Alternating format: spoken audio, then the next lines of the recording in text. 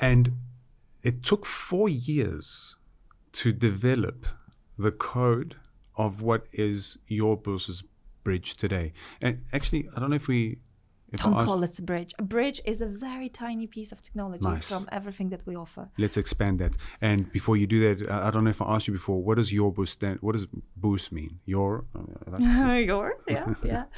So it's an old Anglo-Saxon word for exchange. Right. And the reason why it is your exchange is because we really do have a matching engine at the heart of the platform. So it's an exchange-like technology. And it has unlimited volume bands. So usually you would see in our markets, it's quite standard that like a liquidity provider, tier 2, tier 3 liquidity provider would stream like 5 bands of volume. Mm-hmm. But in other asset classes, if you look at the exchange where people are selling and buying shares, the volume bands are pretty much every single order I placed. It's a different price. Yeah, it's just that's it. Yeah. And the matching engine allows us to have, speed unseen in this industry before. So we can do 500,000 order events per second on one CPU. And we have that unlimited market depth. And we can also match the orders of clients together. So if one client wants to buy and the other one wants to sell, we can match that as long as you charge spread on top, of course, because that's what you're going to capture. And it also gives other capabilities, right? But the matching engine and the ability to run that central order book, or for some, ability to run dark pools, that's what makes us stand out, because we're not just an aggregator. And the bridge is just the connection. It's like, it's, I don't know, 3-5% of what we'll, even less. It's just an ability to connect to that MetaTrader 4. The gateway is just the ability to connect MT5 and process those orders in a correct manner. Right. I think this is a good example of how a lot of terms used in the industry is generalized. So when one talks about bridge, we also obviously mean all of that, but it's not actually, if you had to break it down, what bridge is actually, it's actually the connection to the technology that is an exchange, which is a whole lot more than just a connection. Correct. And, and another good example is where brokers say a CRM, right? I want a CRM. And then by what they mean by that is also want a website, also want a client portal, also want a wallet, also want all this other stuff. But Pam, mom, everything. Everything. And they mean that all, but that one, small acronym, I want a CRM. I know. And it's, and sometimes, sometimes it's actually funny because you would get someone who comes to you and they understand what they ask for, and then they start asking like questions that you don't expect, and you go like, "Wow."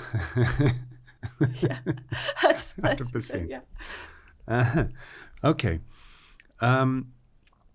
So let's talk a bit more about Your Bourse's technology then. And what that is. What that is that it's a lot more about. So. We mentioned, the exchange, matching clients' actual orders. So, if you look at a play, so you also mentioned dark pool. I think that's also a good topic to discuss. Actually, the first place where I learned about dark pools is in the book. If I remember the book correctly, is Flash Boys. The really thick black book you're probably talking about. No. I think it was a small one. It was an audio, so it was an audio book. Flash Boys. It's old. So they talk about the importance of the high latency and these dark pools, which if I remember correctly, it's just it's it's pretty much so you can allow a certain. So if you have enough volume, what you can do, you can create a separate pool of liquidity for certain market participants who can only trade there. So it's a locked community and it's not regulated by any other, market conditions and so on. So it gets it derived, let's say, the quotes that are in, and then it serves as this. And they trade between each exchange in its per se, let's say, by itself in its own entity, and then the Your Bourse technology stack allows for multiple dark pools to be created. You can create as many as you like. To be honest, like, we don't really have that degradation. So with us, very often when you'll look at the traditional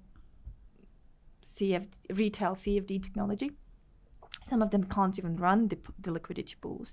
And if they do allow that, then they would give you a few because of the infrastructure, architecture, and so on. With us, you can have unlimited liquidity pools, and then you can decide how you want to route these orders to different liquidity pools, how you want to price things. So it just gives you a lot more flexibility. And it's not just applicable to, let's say, retail brokers. It's in general, like hedge funds could use that. So it's just not a standard approach. It's more of an institutional approach within the retail space that allows you to be a true market maker, that allows you to do a lot more than just, either be book and take the risk without understanding what you're doing, or pass on the trade and actually make a loss because the market is a lot more expensive than what you end up offering to your clients. Right. Thank you for watching. If you liked that video and you want to watch the full episode, it's available here. Remember to like, subscribe, and share. It helps the channel.